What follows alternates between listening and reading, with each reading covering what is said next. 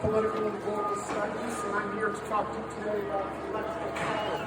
This is the first of several sidewalk talks that the Civic is sponsoring. There will be one next week, I believe, on Thursday, but if you want to see the schedule, you can go to the Civic website.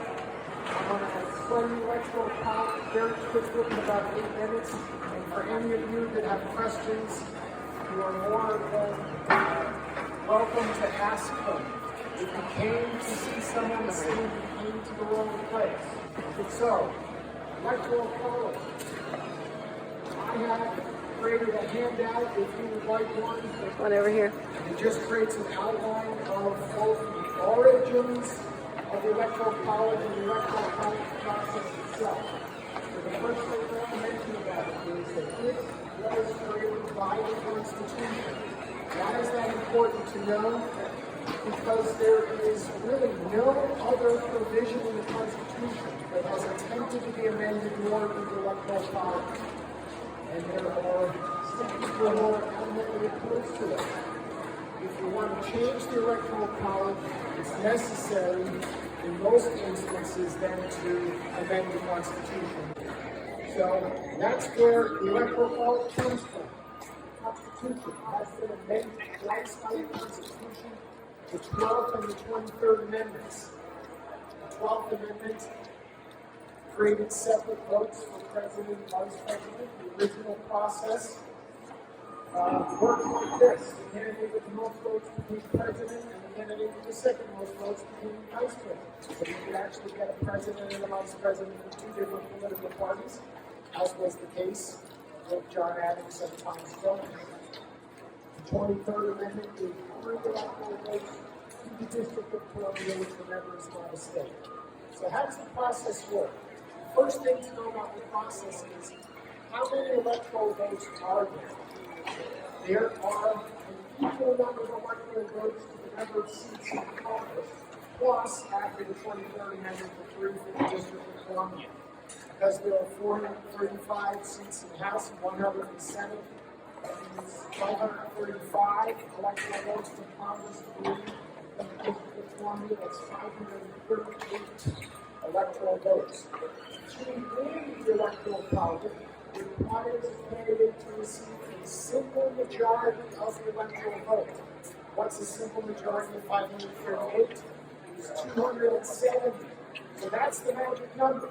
That's important for candidates running for the presidency to know, because they have to create a strategy that will get them to that magic number of 270 electoral votes.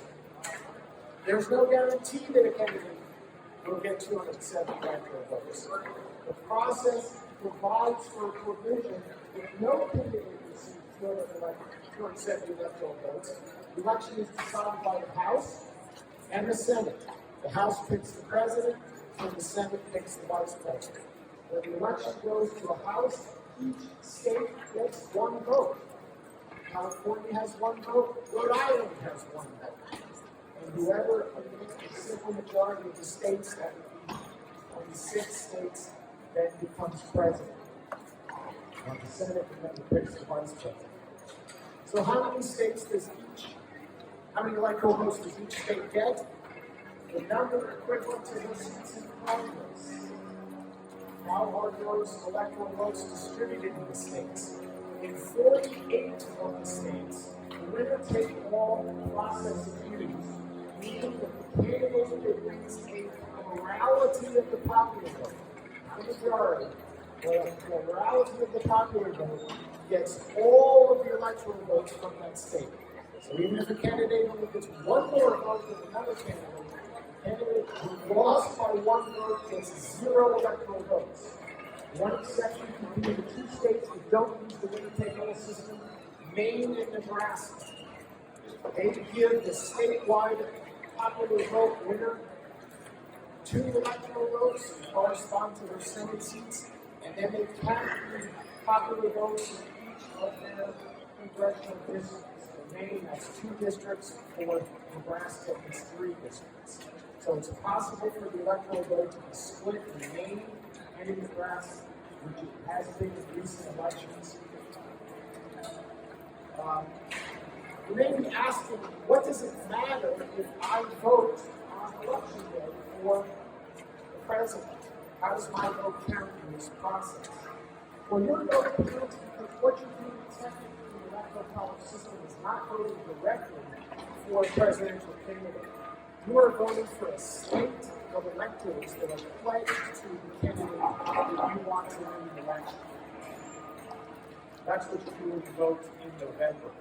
And election day in November is the first Tuesday after the first Monday in November. Of course, now we have early voting, so many people will soon start voting long before that first Tuesday after the first Monday in November. What happens after people vote for the presidency is that 6 weeks after that November election, the electors that have been selected by voters go to their respective state capitals. They're members of the Electoral College, but the Electoral College never meets in one place as a group.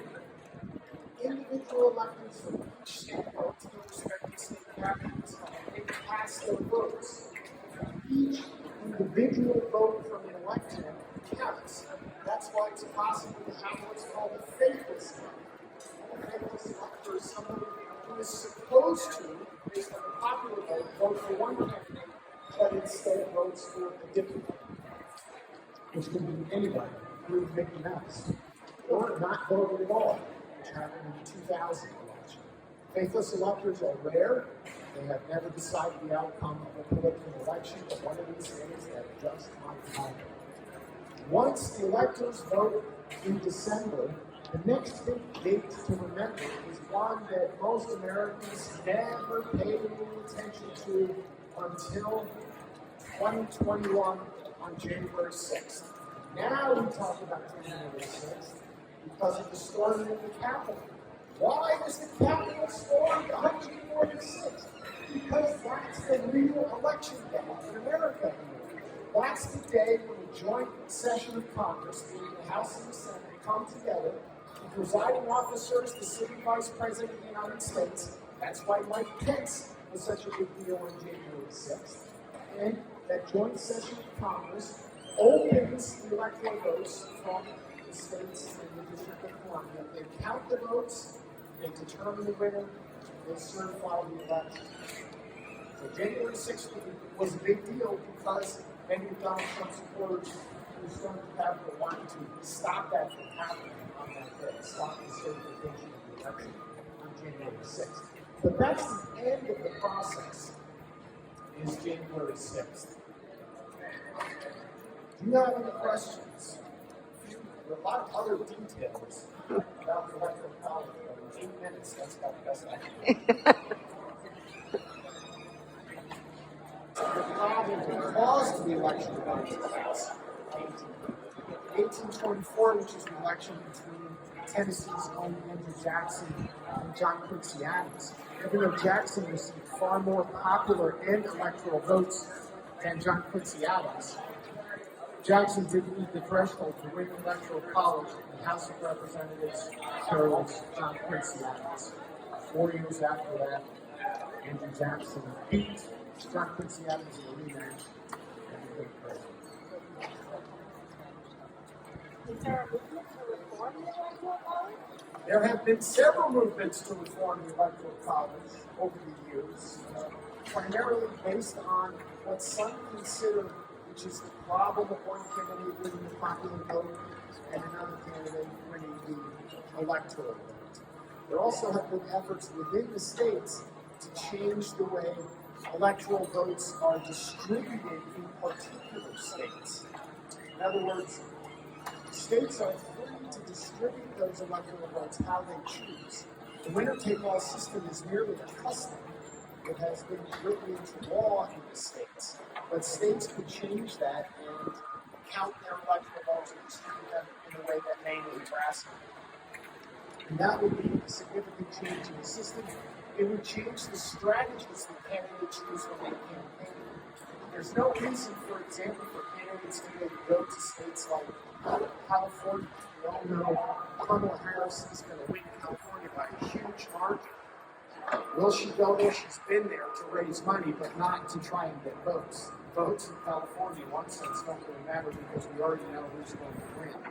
But if the electoral votes were distributed on a congressional district basis, then instead of having battleground states, we'd really be talking about battleground congressional districts, and it would mean that the candidates would have to cover more territory within the United States. Many people think that would be a good idea, because then more people would get to see the candidates, get to see their commercials. What we get now is really in a handful of battleground states, in part because of the way the Electoral College is structured, people get inundated with candidates, their surrogates, and their commercials. They get more than their fill, probably more than they need. And other places in the country never see the candidates or their surrogates and don't really get many, if any, ads on television. Other questions? Are there particular structural biases built into the electoral college that create the gap between the popular vote and the electoral vote? Yes, it's because in the U.S. Senate, the Senate is itself not based on population. Each state gets 2 senators regardless of its population. So you would either have to divorce the Electoral College from the structure of the Senate and not base it on the seats in Congress, or you would have to change the Senate itself, which is pretty much impossible to do. There are 2 provisions in the Constitution that require unanimous approval by the states, and that's one of them. So even if one state objected, the Senate isn't going to go away. The electoral college won't go with it. I doubt it very much. It's difficult to amend the process. I can see states moving to the main Nebraska system, but the Electoral College as a whole, I don't think is going to go away. There are arguments to be made in favor of it. For example, there are very few instances, there are very few countries in the world through the time of history that have had as free and fair and peaceful transitions of power as the United States. And the Electoral College is part of the reason why. You might say, well, what about this election or that election, like 2000, or the Hayes-Tilden election in the late 19th century, or the 2016 election, or the 2020 election? Well, I have news for you. Whatever system you use, there will be controversies surrounding close elections. And it doesn't matter what system you use. People will find a reason to believe, true or not, that the election wasn't run in a legitimate way if it's razor thin. What the Electoral College does, one of its virtues, is it confines the mess of elections to particular states. So take the 2000 election, for example. There were nationally very few votes separating Tennessee's Al Gore and Texas's George W. Bush. But the mess of recounting the ballots and all of the court challenges was confined to one state, the state of Florida. If you do something like have the presidency determined by the national popular vote, in 2000 that would have meant the scrutiny that that voting received in Florida would have occurred to every single state in the District of Columbia. It would go much, much bigger than this. The other thing we have to keep in mind is when candidates campaign for the presidency, they campaign with the rules of the Electoral College in mind. So Kamala Harris, in all likelihood, I'm going to make a prediction here, she will win the popular vote. But her popular vote margin will come from one state, and that will be California. Donald Trump's not going to campaign in California. He's not going to try and win votes there. So is that margin really significant? We don't know what the popular vote count will be if the system is different than what it is. It's a little bit like saying if we're playing a football game, the rules are whoever scores the most points wins the game. But if you say, but this other team got more yards, well, they may have got more yards, but the teams didn't play the game to get more yards. They played the game to get more points.